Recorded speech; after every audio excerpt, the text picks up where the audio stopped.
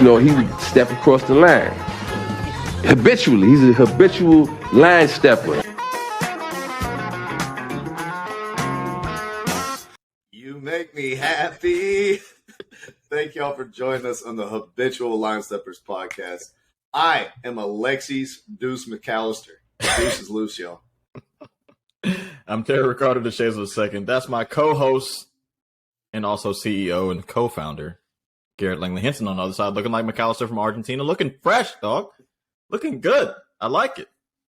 Thank you, man. I appreciate it. You're not looking so bad yourself. I heard you may have had a birthday between the two last times that we talked. Yeah, I mean, is that why you're wearing the beanie, to cover up that extra wrinkle that you got as a birthday present? You mean these? Oh, God. Somebody man, get Helen Keller in here so we can read what your forehead has to say. I had a birthday, man. No, we didn't do nothing crazy. Went to Wilmington for a night. Had a good time. Smoked some cigars, chilled out with my girl. Just had a good time, man. Just chilled out, reflecting on life, trying to level up, nothing crazy. Just living life, bro. Sounds like 31 to me. Yeah. Gone are the days of your 19th birthday. Yeah, man. We're in our 30s now, bro. ESPN, baby. 31, channel 31. That's how, we had cable around here. I forgot you didn't grow up with cable. I apologize. You had 3 stations, CBS, ABC, and PBS. Your fucking mom did not allow you to watch TV. And I wasn't even allowed to watch those. It's all good. Unless so it what's was like, going on, what is the joint that the presidents be doing every year or whatever? Whether the State of the Union. That'd be the only time I get to watch TV if the president is talking. State of the Union address. That's it. That's fucking crazy. But yeah, man. Hey, we're back. How you been, man? What's been going on? It's been kind of hard. Like the last week for me as a sports fan, it's been a rough week. The USA, we got dumped out of the World Cup against the Netherlands. We didn't play our best game. Made a bunch of uncharacteristic errors. I'm sure we'll get to those in a minute. The Falcons looked so bad. I mean, it's been in keeping with every single game this season. Mariota threw an interception with the last play of the game, as he's done now, to end 6 games this season. Thrown a game-losing interception to end the game. And then Trey Young decided just not to show up for Hawks games and not to go to the stadium. So it's been a rough week for me, Terry.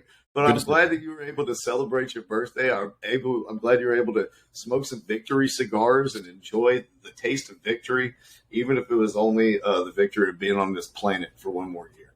That's something that that's all it was. Because the USA game happened earlier that day, and I was like, all right, my birthday can go 2 ways. I can get happy blackout, or I can just be like, fuck it, I'm just turning 31 and this game didn't happen, and just forget about it and just have a good time. Unfortunately, we didn't win. We were at a bar over in Wilmington. It was really dope, but the boys, man, it was just a letdown. It was it was just so deflating. Like, you know what I'm saying? It just wasn't. What bar did you go to in Wilmington? It was one of the beach bars. I don't remember the name of it. Oh, okay. Something out there. Just people were out there early in the morning. They opened it up. That's what's up. I'm not going back to Wilmington. That place is too racist. Wilmington is racist as fuck. Last time I went there, I saw like 10 Confederate flags and a group of white boys just like pulled up in their car and called my girl and her family the N-word. So that's fucking wild. Yeah, while we walking up the street, and then they drove away. I've never experienced that, but that is some wild ass shit. Shout out Jerry Jones. But anyways, that's clearly where he is his vacation, though, right? Nah. But man, let's talk about that USA game, man. The one that ruined your birthday, the one that ruined my weekend. I was sick all weekend. I don't know if it was because I got RSV or it was just because I've been watching the USA national team. But the 3 mistakes they made to each one of the Netherlands goals, elementary, Watson. Joints that they haven't been making mistakes on the entire tournament. Service, it comes out wide, a ball on the ground at the PK spot. Wide open guys for the first 2 goals. Nobody tracking runners into the box. The last one, two guys, Anthony Robinson and Tim Ream, are both playing patty cake with some dude on the other team, and they let Dumfries sneak in the back post. Like, it was just elementary school, middle school defending errors. Clearly, like, the moment was a little too big for them, and they weren't able to focus and do the things that got them to this point. So for me, it was a game of chances missed, opportunities neglected, and moments of lack of focus. And that's what ended up costing us.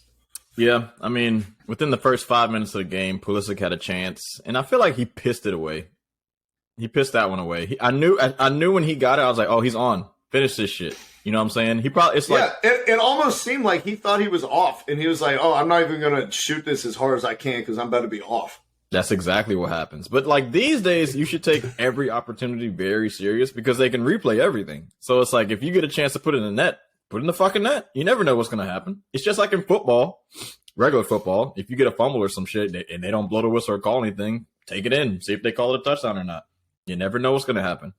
But after that, after he pissed that away, this is what I was saying to you before the last pod. Even though it kind of got corrupted, we didn't get to post it. Netherlands was ripe for the picking. We could have beat them.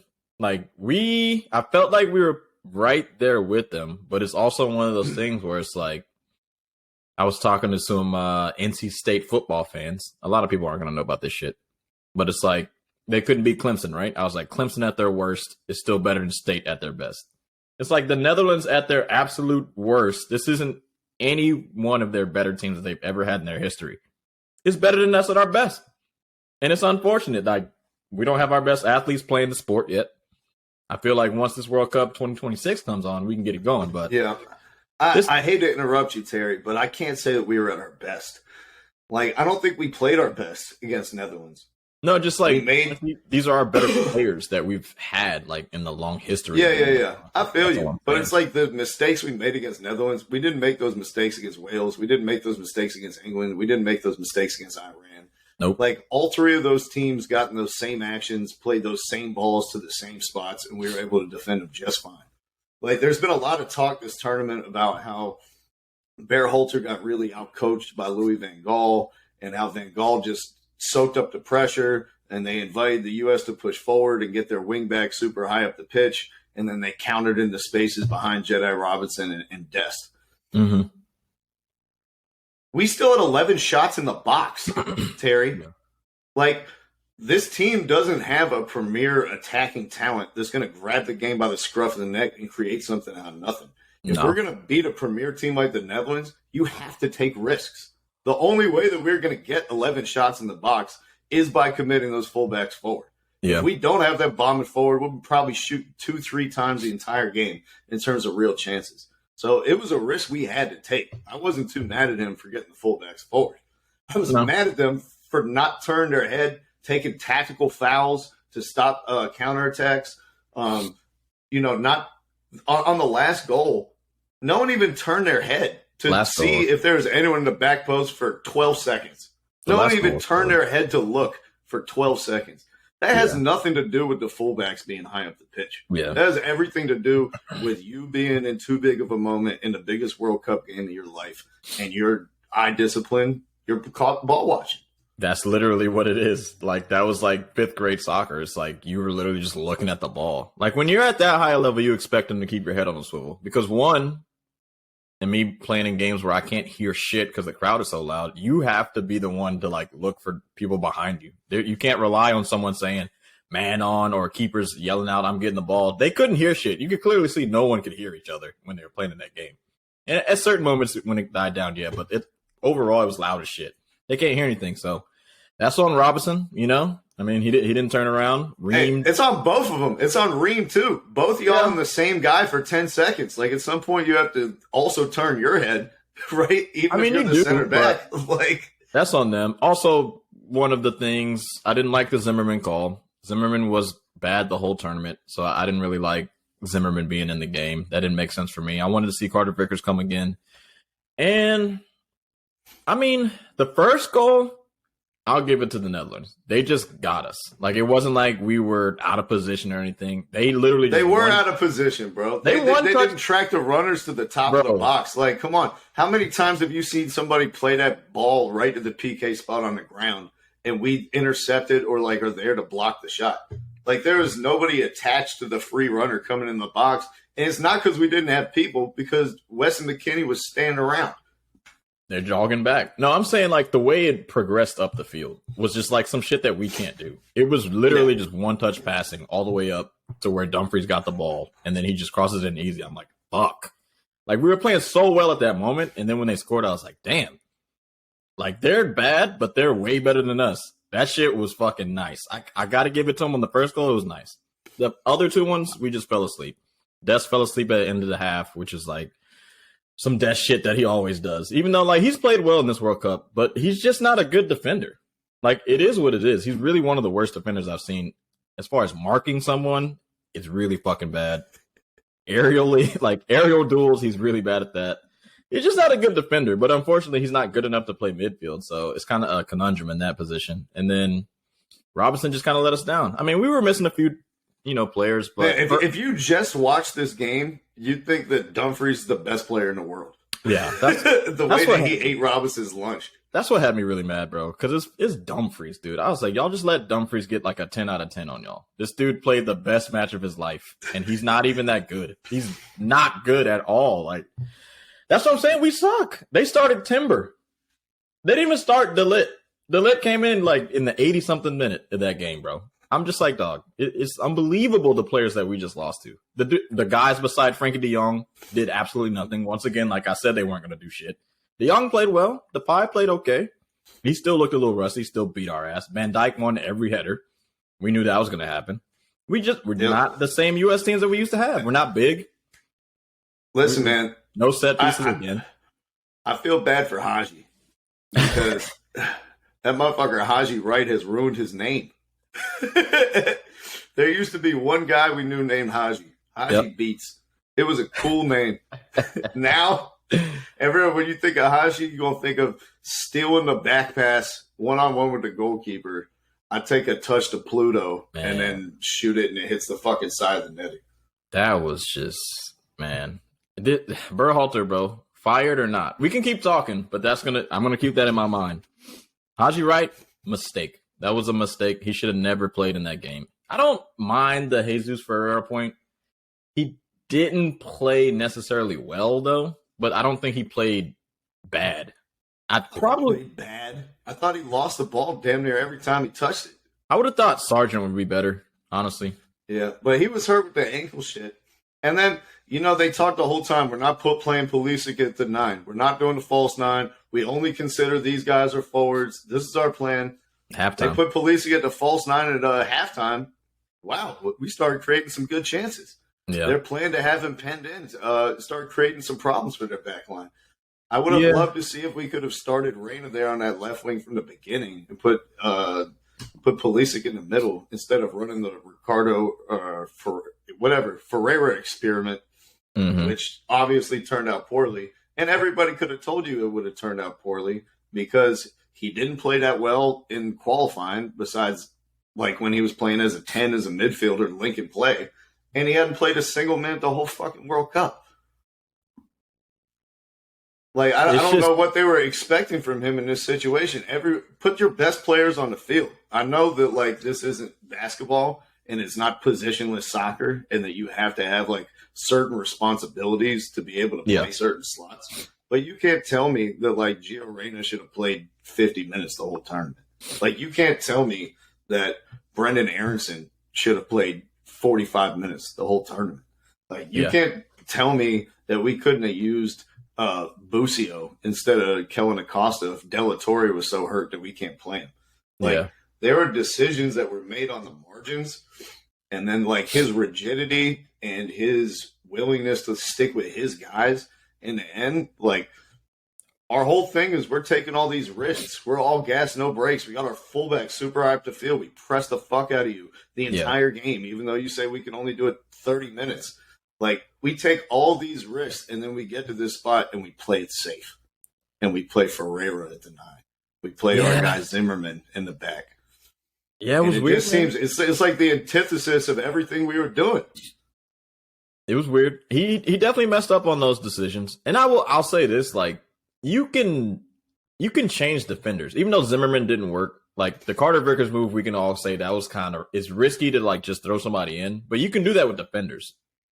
People in which like they have to be in form and have to get the ball and have to touch it and get a feel for the game. You can't just like put him in the game. You can't just put Ferrer in after not playing him for, a certain amount of games. You can't just throw Gio Reyna in and be like, well, be Gio Reyna because you're fucking Gio. Yeah. Like they have to have the thing I forgot to mention about Ferreira, Terry, he hasn't played a game in months. His MLS season ended months ago. Yeah. It's not like he was Gio Reyna who played 8 games in the fucking 10 days or whatever it was, like the 2 weeks leading up to the World Cup, where he was coming in like super in form. Yeah. No, he hadn't played for months. Yeah. It's weird. It was weird. This is the guy you select in a must-win in like the knockout game? You go with the guy who hasn't played competitive soccer in months? Hey, man. We knew it was going to happen, though. It's like so many times you can just, be like, all right, you just play this game, and they're going to play well. That's going to run short. He did it in a couple games, and we were like, oh, that's a good substitution. Good shit. He did a great job. But it's with so many times that's going to continue to work. You can't just throw a bunch of different people in and be like, yeah, this is going to work.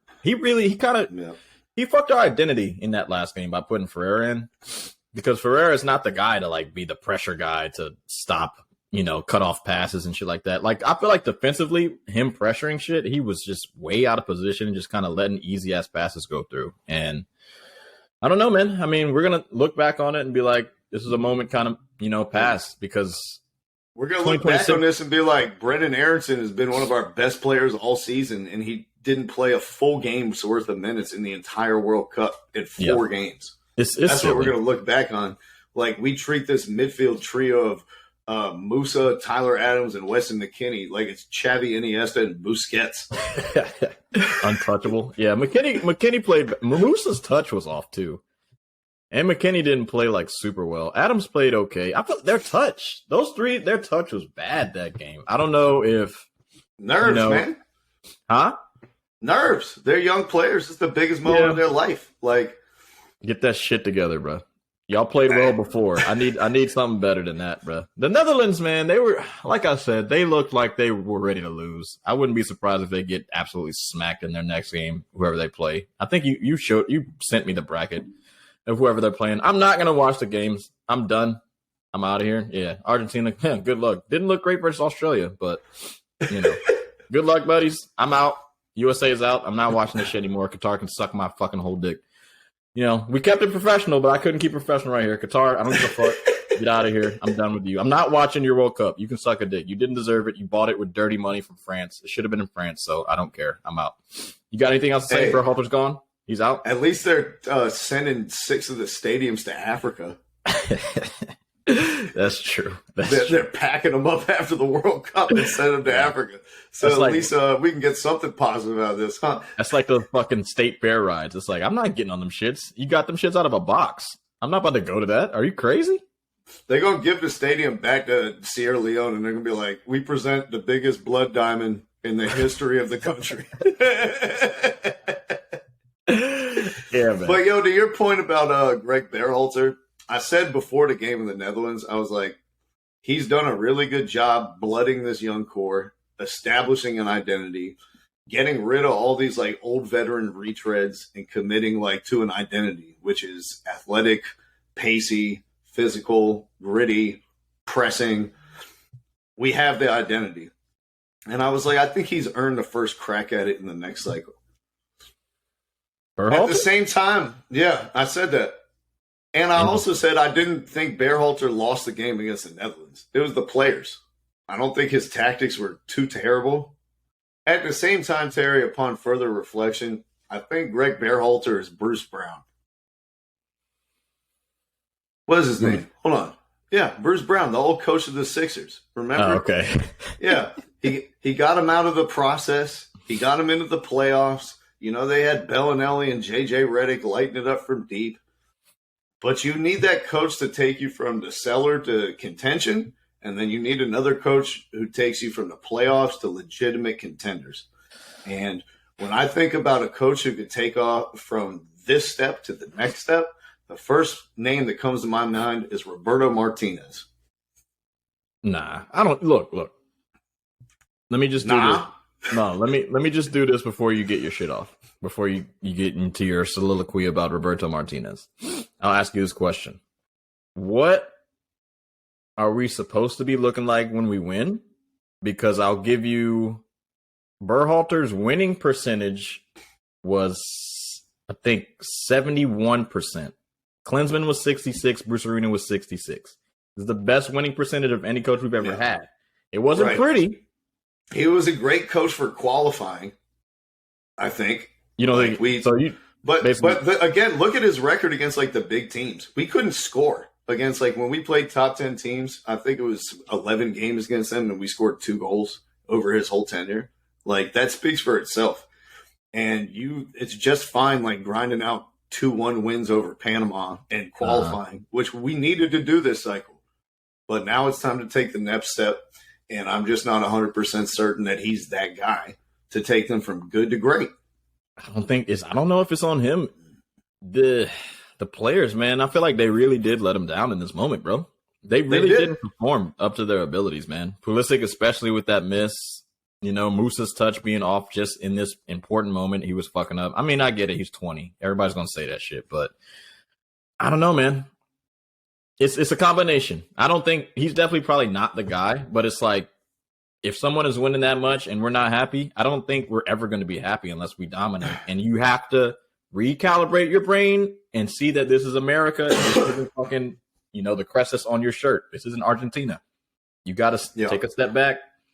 Our shit's going to be ugly. The way we win is just going to be ugly. I don't think he messed up on subs and some of the player selections to get into the World Cup, but I just think the players let him down. I don't know if it's necessarily on him. Yeah, they definitely let him down. It wasn't like I said, he had to take those risks. I didn't think he got as terribly outcoached as everyone says that he is. It's just the score line.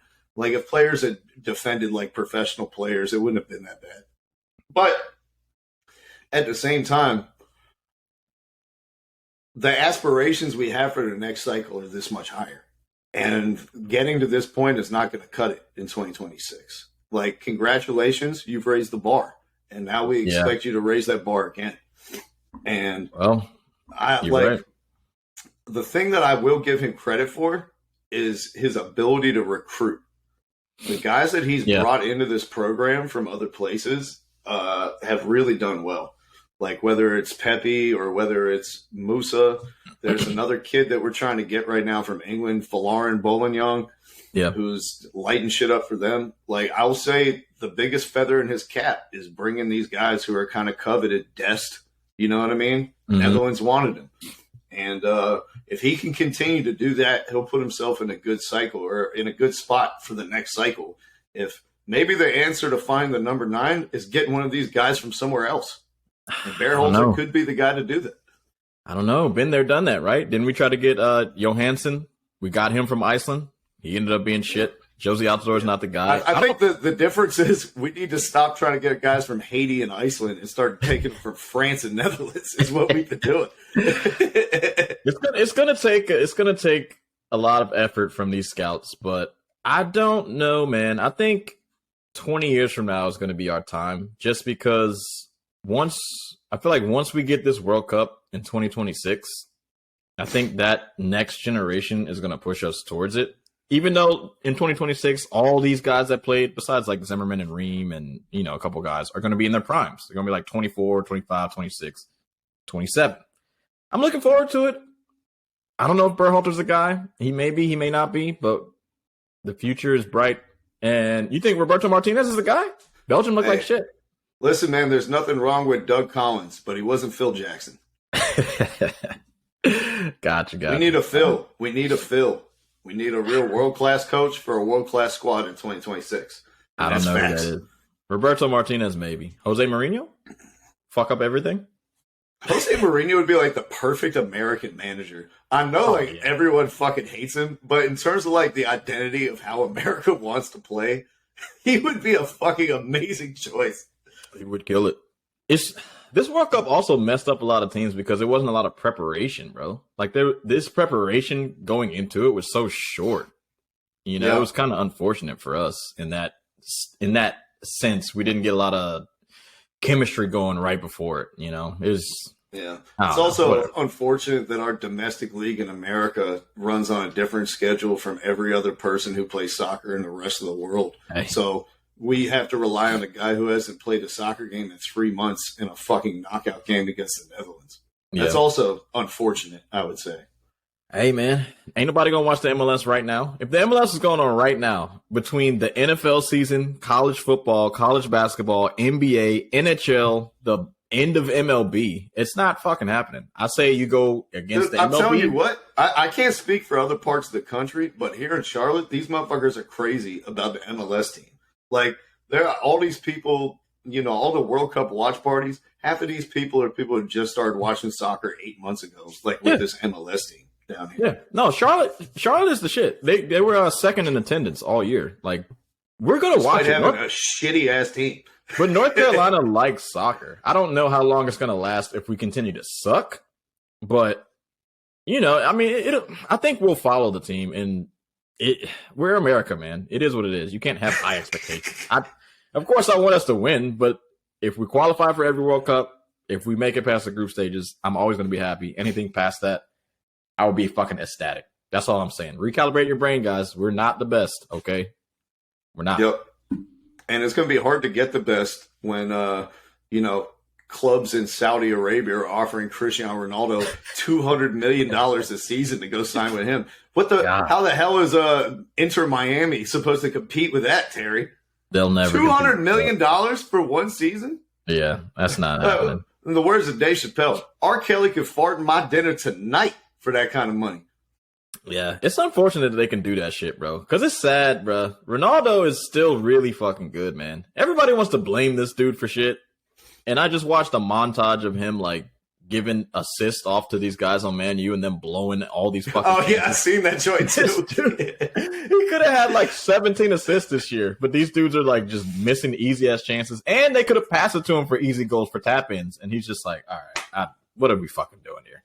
I don't know what we're doing here. He won't be getting any more assists from Man U this season. I can guarantee that. Nope. They wanted to kick him out, so now you guys got to put up and shut the fuck up. But yeah, $200 million. To be fair, I don't think he's been playing his best this tournament. Like, he's missed some easy chances in the 6-yard box and the 18 where that you'd usually think that he'd take. He's looked like kind of step slow reacting to these, you know, balls in the box that he used to always be there before. And when he's in space, bro, he just kind of looks creaky. Like, you can kind of hear the WD-40, you know, running through the joints when he tries to get up to full speed. It doesn't really look like that same guy anymore. I mean, you know, his game is based more on athleticism, opposed to like Messi was created to play soccer. You know, it's just different. Ronaldo's still really fucking good. He's still top 100 in the world, but yeah, it just looks different, you know. Especially when you play with these guys on Man U. Like, no disrespect, everybody's a professional, but there's levels to the shit, and some of those guys just don't deserve to play like alongside of him. It's ridiculous. It is, bro. I'm out. Well, the good news for Ronaldo is they won't be, because he's not going back to Manchester United, and he's going to Saudi Arabia to make $200 million a year. What do you think about that, bro? I mean, good for you. I remember when Eto'o, he went somewhere like that and made like $60 million a year. I forget where the fuck he went, but he was like, MLS? No, I'm cashing out. Yeah. I'm about to have a whole country in Africa when I go back there. I'm going to buy Cameroon, and I'm going to rename it with my middle name. And that's what I'd do if I was Ronaldo too. If he wanted to, he could make $400 million the next 2 years in Saudi Arabia, and then still come to the MLS. MLS ain't going nowhere. He could. I mean, Ronaldo's always about his money. It's just sometimes you hear these stories from because I can't relate to that type of money, not yet. But like, once you have more than like 150 million, it's like kind of very all the same. Like, once you get to 100, it doesn't matter until you get to like 500. Oh yeah. It's rare that we have people like Sadio Mane who are really rich, but don't get caught up in like the rich lifestyle and the opulence and the private jets and the whatever. And he lives within his means and drives like a regular car and gives like 85% of what he has to the people around him, trying to like make their life better. You don't really see a lot of folks like that. No. They more get caught up in the Cristiano Ronaldo category, trying to get richer and richer. Yeah, I guess so. I mean, we're trying to get money, so I understand. I get it. Money rules the world, bro. You know, it is what it is. And Ronaldo, if you're hearing this, feel free to break us off a little something. Terry's been in your corner since day one. It took me a little while to come around. He just played it. He played against your rivals. I got respect for the man, even though he plays for. I'm a Man City supporter. Even though he plays for Man U, I got respect for greatness and dedication to your craft. That motherfucker is. Yeah, dedicated. I mean, the player that he is now compared to the guy who first came to Manchester United are completely different. Yeah, no, they are completely different. He's so efficient now. You would think he's fucking German. He just runs there, takes a first touch right to somebody's foot, lays it off, pops up back in the box again for a finish. Yeah. You see him back in those early Manchester United days. He had to do 15 ball rolls and 6 step overs, and then Rabona pass it to a guy 5 feet away from him before he even looked at the goal. So yeah. Props to Ronaldo for maturing like a fine wine and getting better. Really, and changing your game and improving in the mental side every year. Because when he first came into the game, I was like, this guy is a fucking dumbass. He's still a little bit of a head case. He can still play out of a game. I'm not you can still get to him. I don't know. He just kind of he reminds me of when I was 14. It's just if you sucked, I was like, all right, I can't play with this motherfucker. I don't even want to be on the field. This guy sucks. He doesn't pass. Every time I pass it to him, we lose the ball. Fuck you. Every time he loses, I'm just like, oh, this fucking guy. But is that why we didn't become great friends until 15? Hell no. But I related to that when I was younger. He definitely has changed though. He's changed a lot. So it's kind of cool seeing him, mature. Yeah, I think it's pretty cool too. And another thing that I think is cool that's changing is, Terry, they announced that USA is going to be participating in the Copa America. That's you hear sick. About this, man? Nah. No more Gold Cup, fucking Confederations Cup. They got so many stupid cups. Let us just play in a real competition. The Copa America. I'm excited. 2024, bro. Copa America. All right, cool. Yeah, we're going to win it with Jose Mourinho. You guys heard it here first. It's just, I don't know. I like it. And when Messi won and everybody's like, oh, yep, the Copa America is a real fucking tournament. It's the greatest tournament of all time on the Western Hemisphere. But the whole time before that, everybody's like, man, who cares about the Copa America? But, You're like, Chile? Who gives a fuck about winning the Copa America? Chile, get out of here. No, it's going to be, I think that'll be a better indication of where we're going to be when the World Cup's coming up. This is going to be nice. That'll be a good midpoint test. Yeah, because hopefully the teams that are in there are going to be like Chile, Argentina, Colombia, Brazil. That'll be dope, to play against. How dare you leave out Ecuador? How dare you? How dare I leave out Costa Rica? Those motherfuckers. But anyways. Yeah, I don't think they got invited to the Copa America. I think they're stuck in the Gold Cup, Terry. Damn, they make the World Cup and they're out? That's tough. Tough. No, they take us out of the Gold Cup. They're going to have to rename it. They're going to have to call it the Cedar Cup or something like that. The Bronze Cup. Yeah, you're right. Something like that. Copper. I like that. Aluminum. Nickel. No, they can call it the Nickel Cup. Ooh. Only if it's in Detroit. Oh, God. Or Flint. Is that what's in the water? No, never mind. What were you saying? The Brita Cup. We'll have to make sure Haiti doesn't defect again. Yeah, man. But hey, man, that's some awesome news for America, though. That's dope as shit. That's dope. But Terry, you like this transition game? Harder than Dwight Howard's. Jesus, go ahead. I'm not gonna lie, I just forgot it. No, let's transition. I'm so crushed. No. No, I forgot again. Damn, dog. I didn't remember it. Third time, baby. It wasn't just the Haitian team that was defecting in the Gold Cup. But this week it was Trey Young as well, Terry, as he decided not to show up to the Atlanta Hawks game against the Denver Nuggets. The day of the game, Trey was doing some rehab on a hurt shoulder he had. Coach Nate McMillan approached him and asked him to participate in shoot around.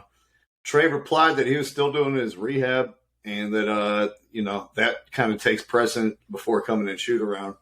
And Nate McMillan told him, listen, man, you can either take that muscle stimulator off and come to shoot around, or you can just not show up tonight. And he was like, word? And he was like, yeah, either tonight you're either coming off the bench or you're just not going to show up. And Trey was like, all right, bet. And he didn't come to the arena. He didn't come to the city. He didn't even go to Stone Mountain, Terry. I think he was somewhere in Fiji. The Hawks beat the Denver Nuggets handily, playing one of their best games of the season without Trey Young. Wow. Then he returned last night to blow a 15-point lead in the fourth quarter against the Oklahoma City Thunder. Trey Young was asked about missing a game, letting his teammates down, kind of getting some Zach Wilson-esque questions over there in Atlanta, and this is how he responded. He said, when you're an outside guy like you are and you don't understand a private matter in a private situation, you should probably stay on the outside. To the reporter. Wow. I like it. I like that attitude. Fuck yeah? It. Yeah. I like it. Fuck the coach. Go in. Fuck Nate McMillan. You know, I am Atlanta. That's what Trey Young is basically saying. I am Atlanta. Him? But at the same vein, he's really bad at defense. And I feel like this kind of exposed some of the weaknesses of him. And also, John Collins didn't play in that Nuggets game as well. And the Hawks won that game pretty easy. John Collins hasn't been playing all season. But I'm just saying, you know, your Atlanta boys, the boys that are supposed to be, you know, the tandem that everybody should, you know, look out for and trade for and all this type of shit. They look pretty good without you motherfuckers. DeJounte Murray looked really good. Scored 34 points very easily. Clint Capella played some pretty good defense on Jokic. Wasn't worried about his man, you know, getting fucking a 2-on-1 with the guy coming off the pick because Trey Young couldn't guard anybody. So, Trey, you need to stop with this fucking I'm the superstar that everyone wants. You're just a flashy little short guy. You know, we all relate to you. I'm taller than you. I'm only 6'1". Chill the fuck out, bro. You're not Luka Doncic. He's not Luka Doncic. He's not Luka, bro. He's not the guy. He needs to chill. He needs to humble himself. I think he hates Nate McMillan, though, straight up. He's got to hate him. Well, here's the thing, man. You're the one, Trey, who drove the entire bandwagon for Lloyd Pierce to be fired. He did. He campaigned for Nate McMillan to take over as head coach, then endorsed him so that he'd get a multi-year deal after he went to the Eastern Conference Finals. I had my reservations about Nate McMillan from the very beginning. Yeah, even though we went to the Eastern Conference Finals, I still didn't want to give him a long-term extension. Fluke. So, Trey, I understand. Listen, I know you're frustrated. Nate McMillan, he's designed this offense to be first in mid-range shooting, last in attempts at the basket, last in three-point shooting, last in passes. Trey Young has the highest usage rate of his career. He's taken more shots than he ever has before, and he's doing it with the worst efficiency of his whole career, including his rookie year. That's crazy. It's not working out right in Atlanta. I think the thing that Trey was upset about was the thing that I basically heard was this was reported to the media by somebody, like a player on the team. So Nate McMillan didn't share these details that he said either you come off the bench or don't come at all. He didn't share that to the media. He didn't really share that even to his assistant coaches like that. Yeah. It was shared to the players. And then through the players, it got out to the media. And I think that's what Trey's talking about when he's talking about you're on the outside. This is a private matter. Yeah. If you're on the outside, you should stay on the outside. It maybe used to be on the outside, but somebody from the inside put it on the outside. Yeah. So now everybody knows. All right? It's not an internal issue anymore. It's just like when Draymond Green punched Jordan Poole in the face. Yeah. If the video hadn't got leaked, it would have been an internal issue. But the shit got leaked. And now everyone knows. And now you have to answer to these things. And it's not good enough to not show up to the stadium when you're getting paid $270 million on a supermax, literally the highest you can pay a player. That's what we're paying you. And when you pay somebody the supermax, you expect them not just to perform on the court, but them to represent your franchise. Yeah, that means supporting your teammates even if you can't play. Yeah. John Collins was there. He was hurt. He couldn't play. DeAndre Hunter was there. He was hurt. He couldn't play. Where was Trey Young? And when we talk about leadership, man, We all know his clutch ability. We all know that he loves to be defiant and do things the Trey way in the face of others and to keep receipts and to prove people wrong. Yeah. And he tells everyone to keep that same energy. I'm going to prove you wrong. Sometimes part of being a leader is also looking in the mirror and saying, like, hey, where am I accountable and where can I get better? Because right now, that's not being a leader. And if you look around at his teammates, John Collins, disgruntled. Deontay Murray appears a little distant. Yeah. You know what I mean? Reports from that Bogdanovich doesn't have much to say at all. He's like, hey, guys, listen, hey, now go get me. Come on. I'm just here to talk about basketball. Like, it's not good vibes in Atlanta. Yeah. It's not good vibes in Atlanta, and you can't just blame it all on Nate McMillan. You can blame the bad offense on Nate McMillan. You can blame the lack of adjustments on Nate McMillan. You can blame the shitty rotations on Nate McMillan. What you can't blame him for is not showing up to support your teammates. No, you're right. You got to take accountability for that shit. I just like that Bogdanovich pulled a Sammy Sosa. He's like, hey, I hit the ball. I hit the ball. I don't know what you're talking about. Yeah, he started doing the me no understand him English shit. It's like, I'm sorry, the question, like. Yeah, man. Trey does have to take some accountability, man. And unfortunately, this situation, you need to nip it quick because as it stands right now, you're 4th in the East, right? You're 13-11.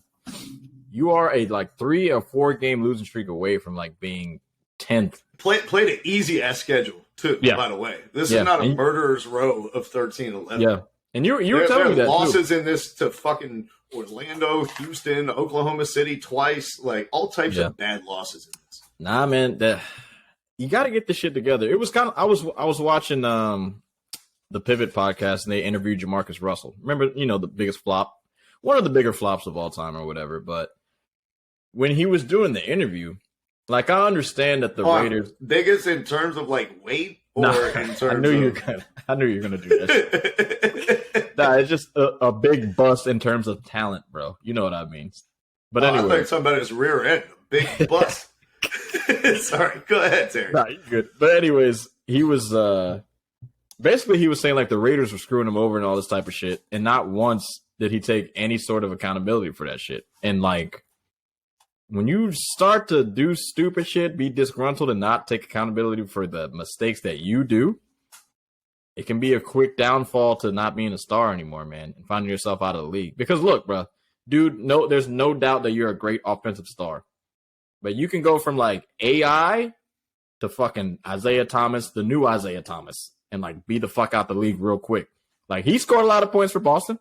Cool. Defense didn't do shit. Next couple of years, playing on 10 days. Where is he now? Fucking gone. Get it together. Get it together now. Don't let this fucking drag out, bro. I'm telling you, bro. You don't want that. Because he's still out here getting compared to Luka. It's not a good thing when AJ Griffin is the voice in the locker room of reason, a rookie who's been in the league fucking 2 months, who's, depending on his dad's wisdom, Adrian Griffin. Hey, my dad was in a lot of these situations.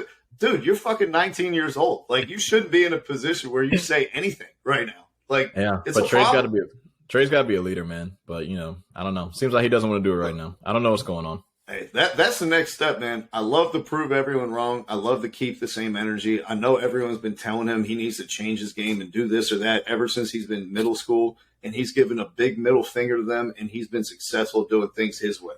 But this is the highest level, dude, and to win an NBA championship is fucking hard. You have to be nearly perfect. Good, it doesn't cut it.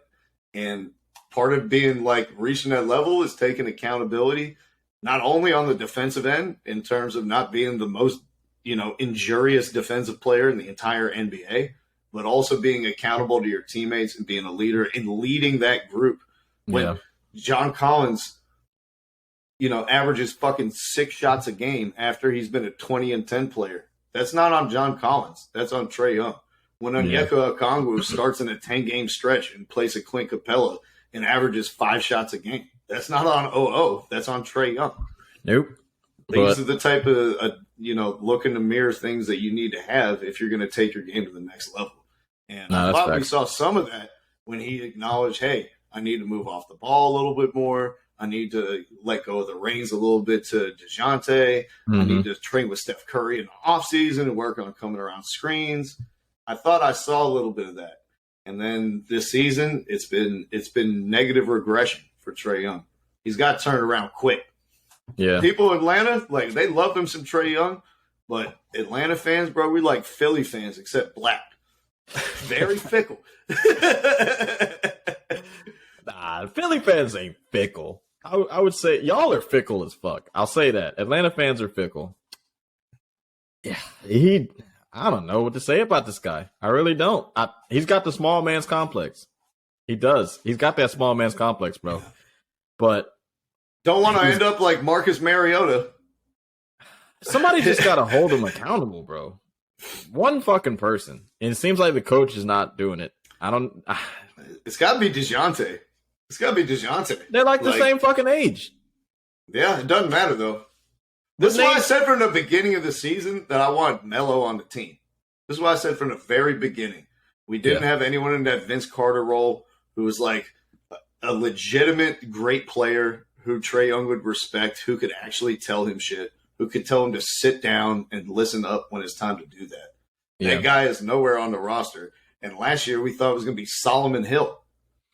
Nah. Unfortunately, like, these new guys, they need, somebody that was at least decent. Like, give me a Rudy Gay. Melo would have been perfect, like you said. But, like, it's got to be somebody that scored at least 20 points in a season. It can't be those type of guys. Like, fuck, those guys ain't doing shit but injuring LeBron and fucking up his career and his legacy. Like, Yeah, and then you giving these Grant Williams-esque speeches on the sideline, and everyone's just staring up at the fucking rafters. You know what I mean? Yeah. It's like, dude, you score 6 points a game. Like, what are you really going to tell me? Yeah, I don't know, man. Good luck, bro. That's all I got to say. You don't want to be like the Knicks. What's Mike Conley doing? He's hurt right now, but the Jazz are still looking better than the Hawks right now. I don't know what's going on out here. Both of them looking better than the Falcons, who have lost 5 out of their last 6. They're going into a bye week this week. Marcus Mariota leads the league in off-target throw percentage.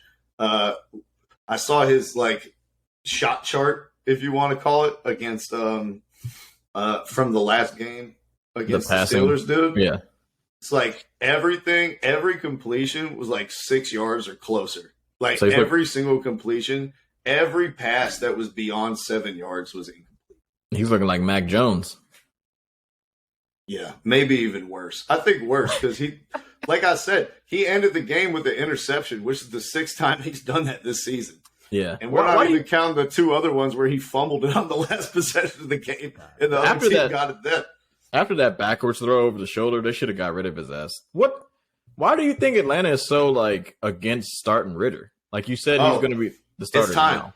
It's time. But so going into the bye week, they got the 2 weeks or whatever before the next game. Yeah. This is the time to do it. He's coming in, and our coach for 4 weeks has been asked about the quarterback situation. Yeah, and he's over and over again. He's been like, "There's no situation. Like, you guys only said Marcus is our starter. Blah blah blah blah. I got nothing but faith in Marcus." You guys want to talk about these off-target throws? Well, do you talk about the quarterback keepers where he runs it and gets a big first down? All that tune changed after that game against the Steelers, Terry, where we watched Marcus Mariota get outplayed by Kenny Pickett, who's not even good. After the game, they asked him again about the quarterback situation. He was like, listen, man, going into the bye week, everyone's job is open. He was like, we're going to be looking at everybody on every position. Man, to me, like Arthur Smith, he doesn't really give a lot of golden nuggets to the media. Yeah. That means it pretty clearly means Mariota is going to the bench, and we're going to play Desmond Ritter. It's Ritter time in Atlanta, man. Finally excited to get a look at the kid. I said, what did I say? Week 12 before the season started. We started by week 12. Was it week 13? Something like that. Yeah, it's like week 13. What? But why? Almost so damn long? Right near on it. Why so long though? I think he's loyal, man. I think this may be his undoing, maybe as a coach, his loyalty to his guys. But I think he kind of promised Mariota when he came here from Oakland. He's like, listen, dude, I'm not going to just yank you the first time you fuck up. I trust you. I committed to you. I'm believing in you. And I'm going to give you a real shot. And I think he may have tried to stay true to his word and a promise he made man to man. like a little bit more than he cared about seeing what we actually have in a quarterback before we head into the draft and have to take another one. Because remember, Ritter was the second quarterback selected in this whole draft. It was Kenny Pickett, and then it was Desmond Ritter. And Kenny Pickett has been out there since week 4 for the Steelers. As soon as they saw Mitchell Trubisky was true butt cheeks, they're like, hey, Kenny, get up in here. Let's see what you got. Let's see how you develop. Yeah. Falcons, Arthur Smith, been very tentative. But I'm excited to finally get a look at the kid for the rest of the season. And I'm sure you can't be worse than Mariota, right? Yeah. He's got to be better. Yeah. I heard this motherfucker say this shit, and I don't even remember his name. Some dude on FS1. He said, American football is the ultimate meritocracy. And situations like this, in which Marcus Mariota played like complete ass cheeks for 12 weeks, shows you that the fucking NFL is not a meritocracy. They just stick with guys that they like. They do not ever play the person that is the best person for the job. This dude clearly... Ask Mike White about the meritocracy up there with the fucking New York Jets. Yeah, like, come on, bro. When we were drafting players in the fantasy draft, right, and Marcus fucking drafted Zach Wilson, I was like, bro, you are fucking stupid. And I don't give a shit if I'm second to last place in our draft. I don't care. Zach Wilson sucks. Anybody can see that shit.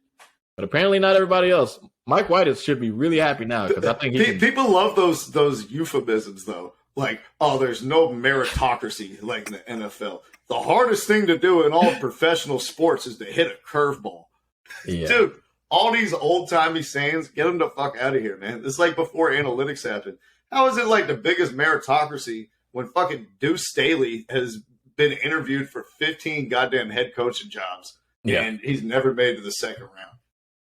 If he's never made it to the second round of a single coaching interview, how come he keeps getting 7 every cycle? Meritocracy. It's fucking crazy. Yeah, there's no American sport that's a fucking meritocracy. We just want the people that are at the top, and we're like, look, I'm paying you this amount of money. You have to play. I can't play the 15th guy on my bench because I'll probably get fired if he sucks. I have to play you. If you suck, then fuck it. I might still keep my job, but whatever. I just had to get off my chest. Mariota sucks. I'm excited to see what's this dude's first name? Desmond, right? He was really good on Cincinnati. I will say this, bro. Doesn't have the strongest arm in the world, but he is a fucking winner. So hopefully he can get y'all some wins. He doesn't make stupid decisions either, and he's pretty mobile. Very, very fucking mobile. I like the kid. Hopefully he does well. Well, at least there's going to be something to look forward to in Atlanta, Terry, because it's been some time. It's been a rough middle of the season. The first quarter, there was a lot of optimism. This part it's been a slog. It's been tough to watch, and I'm happy to finally have a reason to tune back in on Sunday. Who could have seen this? Who could have seen this downfall of Atlanta Hawks basketball? The Falcons, who gives a fuck? The NFC South is just fucking horrible. But speaking of horrible, your boy Baker Mayfield, finally, they cut this man. He's gone. Yay! After fucking 17 quarterbacks play above this guy, Baker Mayfield is finally getting the fuck out of here. I don't understand the cut, though. Like, are they going to owe him money? Like, is there some sort of reason to why they did it? I mean, I'm pretty sure they have to pay his whole deal because they cut him so late, and whoever picks him up just has to pay like $1.5 million. Oh, okay. I'm sure, like, because he was supposed to get. There were some other incentives going on too, where like, he's not getting up. Yeah, no. There was like no incentives added up on this one. Yeah, I'm pretty sure the incentives weren't for incompletions, failed third down conversions, drop snaps, and interceptions. Terry. No, it was like snaps played. He was going to get like $2 million if it was like 70% of the snaps played or some shit. And it was like more completions. It was touchdowns and shit. And I think the Panthers looked, they're like, that second half was too good. We need to get him the fuck out of here. We'd rather play an XFL player, Sam Darnold, PJ Walker on a bum ass leg and knee before we play this kid, and he's out of here. What do you think about this? Is this the end of Baker Mayfield? Maybe, bro. This kind of reminds me of like when Josh Rosen got cut by the Cardinals, and everyone's like, "Oh yeah, he was the 10th pick like last season," and it was like, "Well, then how come no one claimed him off of waivers?" Like, I couldn't imagine like what situation would be the best for Baker Mayfield to walk into. the 49ers, who maybe just lost Jimmy Garoppolo. I don't know. The Houston Texans, who've been pretty moribund there. Maybe the Rams, who have an injured Matthew Stafford and have two other guys playing quarterback in the same game for them. No, I think that don't you think that like he has like the Cam Newton curse? Like his name is so popular that once he's the backup and the fucking starter sucks, they're gonna be like, "Well, we got Baker Mayfield. I mean, like he's on these State Farm commercials. Let's throw him in, see if he can do something." And if he starts to get some positive momentum, then the team's like, "Oh, we're sticking with Baker." Baker Mayfield is just a name that a lot of people just know. He's got that little bit of curse on him, bro. It sucks because I think he'd be a fine backup. But unfortunately, once people see that he's on the roster, they're just like, hey, put him in. We got him. It's like Tim Tebow. It's like Cam Newton. It's like Mike Vick. It's like all those people. It's like, yo, this dude, he used to be really good. Put him in the fucking game if our quarterback sucks. I don't know. I tell you what. I think it's less Josh Rosen. He's somewhere in between Josh Rosen and Jameis Winston when he left the Bucs. Yeah, I can see that. After he had that 30 for 30 season. Yeah. Where it's like, there's going to be some stupid team that looks at Baker Mayfield and like still sees a glimmer in the eye. And they're like, oh, the Oklahoma. He was planting the flag right on top of their logo. He's got that grit. But to your point, man, I think people are like less willing to take a chance on him when you're not really perceived as a leader in the locker room, kind of like Cam was. Yeah. Like, it's not just that you're really nationally known. It's also that, like, you bring in Matt Ryan, even if he fucking sucks and he can't throw, you feel good about, like, what he's bringing to the locker room, how he gets everyone lined up, how he makes his teammates feel about themselves, how they conduct themselves on a day-to-day manner. You don't have to worry about any sound bites from Matt Ryan after the game, embarrassing the team even though he threw 3 interceptions. These are all things that you have to worry about with Baker Mayfield. And so you're not even worried about the fact that he's going to suck. It's the fact that he's going to suck and he's going to make you look bad doing it. Yeah, and it's just like I was saying, just too many people are going to be clamoring for his name. I think he'd make a perfect backup. Like, he's fine to be a backup. It's just he's not a starter anymore. That shit's done. Like, he had one good season with Cleveland, and then injuries kind of piled up on him. Where the fuck is Gardner Minshew? I don't think he plays anymore, but he was in the league for a little bit. Wait. He's got to be still in the league. He's good. I think he is. Is he with Philly? Where's he at? No, I think last time I checked, he was on Jacksonville. Then they drafted Jaguars? Trevor Lawrence. I don't know where the fuck he is now. I think he's still with the Jaguars. You might be right. Let me see. I'm pretty sure he's better than Baker Mayfield. Why isn't anyone traded for Gardner Minshew yet? He plays for the Eagles now, bro. Hey, you know what? The Eagles are like, we're not letting him go. We like good backup quarterbacks around here. We won a Super Bowl with a good backup quarterback. They're not letting him go. The Eagles, maybe any other team would let him go. The Eagles, they're like, hey, second most important position on our team, backup quarterback. If Jalen Hurts goes down, we got a team that's still good enough to go if we have somebody who's decent. Yeah. They're not letting him go. I guess. Shout out to him, though. I mean, look, Mayfield, be humble, be a backup. Cam was fine towards the end of his career, but in the beginning, that shit was just like a train wreck. But, hopefully, I don't know. Baker's just I think he should sign to the Bengals. Go be Joe Burrow's backup. You can learn how to actually, like, have swag and be white from him. You can learn how to, like, command the locker room. And you can run back the advertisement you did where you had the Tigers and you were in your underwear. Oh, true. Yeah. I think those type of guys would be the only ones. Like, if he was like the backup in Green Bay, any solidified position, like Kansas City, Green Bay, anywhere where the starters like solidified. Cincinnati, like you said. So, I don't know. Good luck to you, brother. I don't give a fuck about you, but, good luck to you. Yeah, fair enough.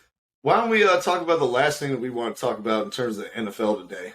And this is kind of broken news considering this picture was taken 70 years ago. Okay. But a picture has surfaced during the last week or so of Jerry Jones intimidating and trying to prevent black students from learning coming into their high school and preventing desegregation when he was a teenager down there in Texas. So far, hasn't been a ton of coverage. You know what I mean? Nothing crazy. No, nothing crazy. We're having to depend on LeBron to put this into public consciousness. He's very disappointed people hadn't asked him about it. And frankly, I am too, because the thing that everyone said about Kyrie when he put out all this anti-Semitic stuff is we want to hear you address it. Like, how do you feel now? If you're saying the video doesn't represent how you feel, well, then how do you feel? Tell us, because now we want to know. And it's the same thing with Jerry Jones. I don't want to hear that this photo was 75 years ago, and I don't have. Tell me how you feel now. What does 80-year-old Jerry Jones think when he looks at this photo of 15-year-old Jerry Jones? What emotions are running through your head and your heart? Do you wish you could have this moment back? Did you understand the gravity of what was going on? Did you still look through the world through the prism of how your parents taught you how to think and hadn't developed your own way of thinking? I want to know what was going through 15-year-old Jerry Jones' head and what has changed now. We need to have that conversation to keep him accountable, because he's not a player on the Dallas Cowboys. If a player had been caught with a picture like this, if this was Michael Parsons instead of Jerry Jones, it would be leading every first take, every undisputed, everything for 2 weeks. He's not a player. He's not a coach. He's not a GM. He's the owner of the flagship franchise in the NFL. And as such, he should be held to a higher standard. I got you. I'm there. I'm not saying take the team like Donald Sterling, but we better hear how you actually feel about black folks. I got you. Hey, look, I'd like to apologize, because I scrapped this from the show last week, even though that show didn't even get posted, just because of fucking shout out to Riverside FM. But after you scrapped that, I just scrapped the whole show. I was like, if we're not talking about Jerry Jones, I'm just not going to post it. How about that? Nah, I'll say this, man. Like, when you dive in deeper into Jerry Jones, like, there are levels of being racist, and there are levels of, like, how do I say this? Like, I don't think he's racist per se, but I don't know if he's like truly 100% or even 70% like really helping black people as much as, you would want someone to do in a high position that he is in. They've never had a black head coach. I don't think they've ever really had maybe one or two defensive coordinators that were black. Never had a black offensive coordinator. Maybe a couple people have been in the front office for him that were black.